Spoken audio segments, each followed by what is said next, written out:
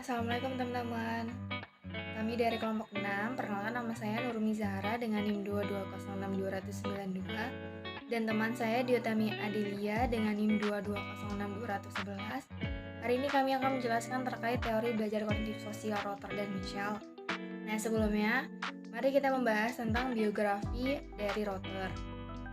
Rotter lahir di Brooklyn pada 22 Oktober 1916. Rotter juga mendeskripsikan kondisi sosial ekonomi keluarga sebagai kelas menengah yang nyaman sampai pada depresi besar dikarenakan ayahnya kehilangan bisnis, bangkrut, dan akhirnya menjadi pengangguran selama kurang lebih 2 tahun. Nah, hal tersebut yang mencetuskan minat seumur hidup Rotter atas ketidakadilan sosial dan mengajarkannya tentang seberapa penting kondisi situasional mempengaruhi perilaku manusia. Nah, setelah lulus dari Brooklyn College tahun 1937, ia kemudian memasuki program pascasarjana di bidang psikologi di University of Iowa. Nah, pada tahun 1941, beliau mendapatkan gelar PhD-nya di bidang psikologi klinis. Rotter juga menghabiskan 3 tahun sebagai psikologi militer saat awal Perang Dunia Kedua. Rotter juga mengasumsikan 5 hal terkait teori belajar sosial, yaitu 1. Bahwa manusia berinteraksi dengan lingkungannya, artinya manusia dapat belajar dari lingkungannya. Yang kedua adalah kepribadian manusia dapat dipelajari, artinya kepribadian tidak diatur dan ditentukan berdasarkan usia, melainkan dapat diubah selama manusia tersebut mampu untuk belajar. Yang ketiga, kepribadian mempunyai kesatuan mendasar. Yang keempat, bahwa motivasi terarah berdasarkan tujuan. Jadi, kemanapun tujuan kita mengarah, maka motivasi juga akan terarah kepada tujuan kita. Yang kelima, bahwa manusia mampu untuk mengantisipasi kejadian, artinya manusia menggunakan persepsi mereka atas pergerakan ke arah kejadian yang diantisipasi. Selanjutnya, dalam memprediksi perilaku, Rotter mengatakan ada 2 cara, yaitu memprediksi perilaku secara spesifik dan memprediksi perilaku secara umum.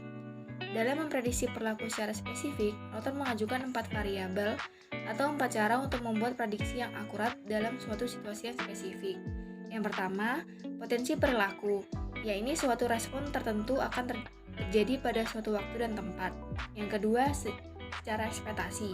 Ekspektasi adalah kepercayaan individu bahwa dia berperilaku secara khusus pada situasi yang diberikan yang akan diikuti oleh penguatan yang telah diprediksikan. Yang ketiga adalah nilai penguatan, yaitu kecenderungan pilihan yang dijatuhkan seseorang pada suatu penguatan tertentu. Yang keempat ada situasi psikologis, adalah bagian dari dunia eksternal dan internal yang direspon oleh manusia. Selanjutnya memprediksi perilaku secara umum, ada 2 tahap, yaitu yang pertama ekspektasi umum, adalah prediksi terhadap sesuatu yang memiliki banyak kemungkinan. Yang kedua, kebutuhan. Kebutuhan menurut Rotter mengatakan sebagai perilaku yang dilihat orang dapat menggerakkan mereka ke arah suatu tujuan. Ada beberapa kategori kebutuhan. Yang pertama pengakuan sosial, adalah kebutuhan untuk dilihat oleh orang lain untuk mendapatkan status di mata orang lain. Yang kedua dominasi, adalah perilaku untuk mengendalikan perilaku orang lain.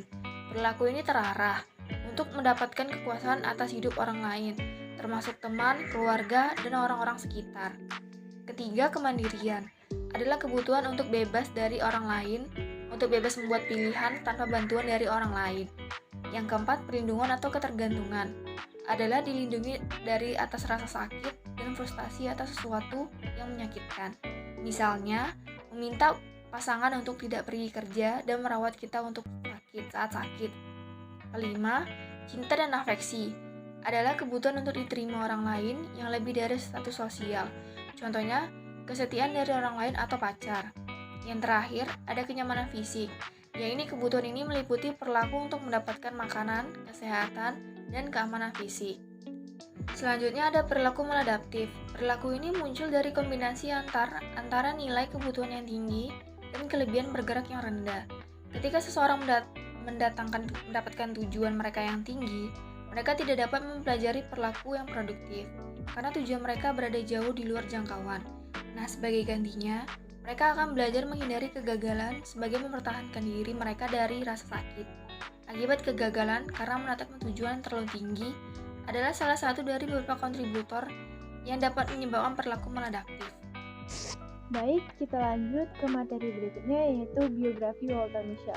Nah, Walter Mischel ini lahir di Wina pada tanggal 22 Februari 1930. Ia dan saudaranya tinggal di lingkungan sekitar tempat tinggal Freud.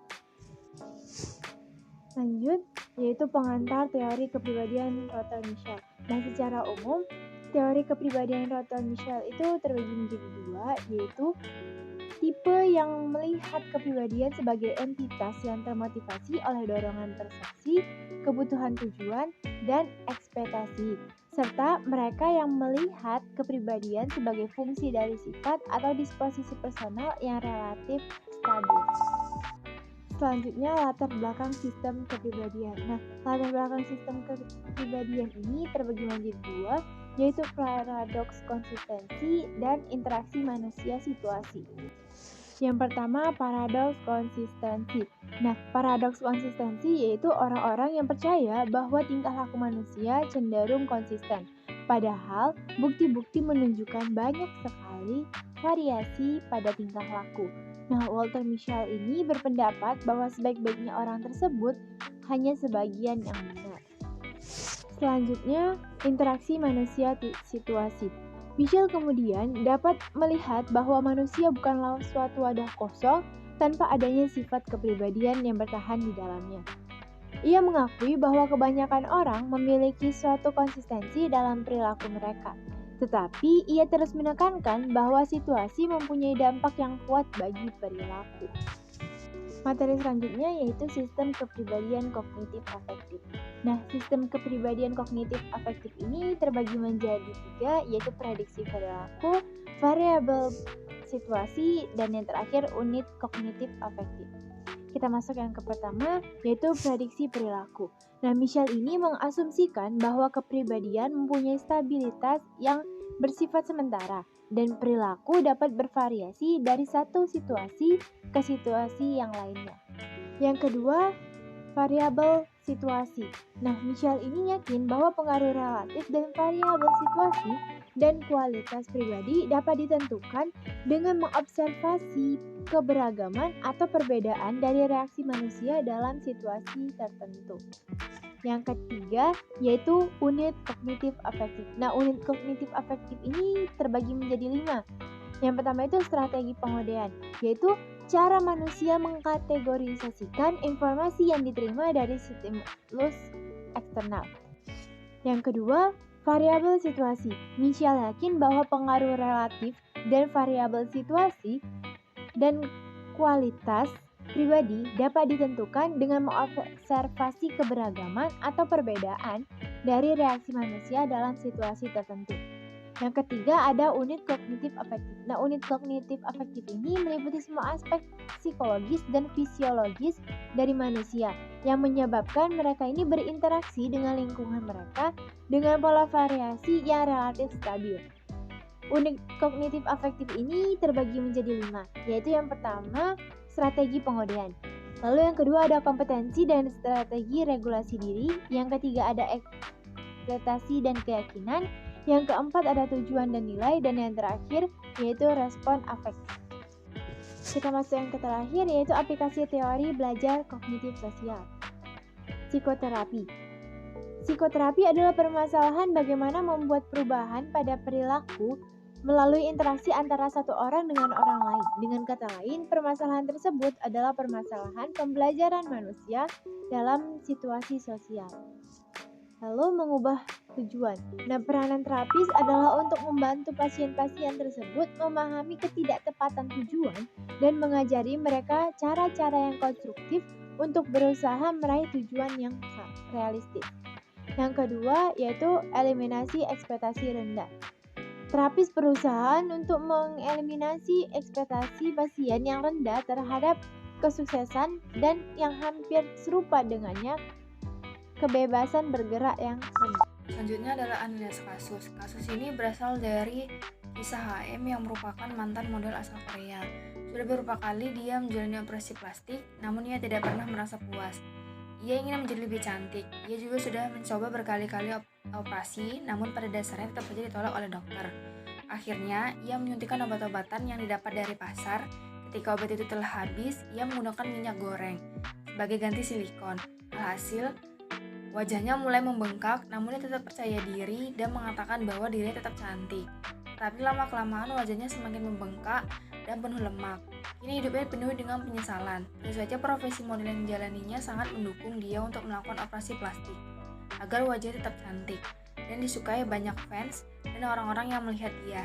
Dalam kasus ini, dia berekspektasi bahwa dengan melakukan operasi plastik, dia akan mendapatkan wajah yang jauh lebih cantik dan sempurna dari sebelumnya, sehingga behavioral potentialnya dia menjadi tidak berhenti untuk melakukan operasi plastik.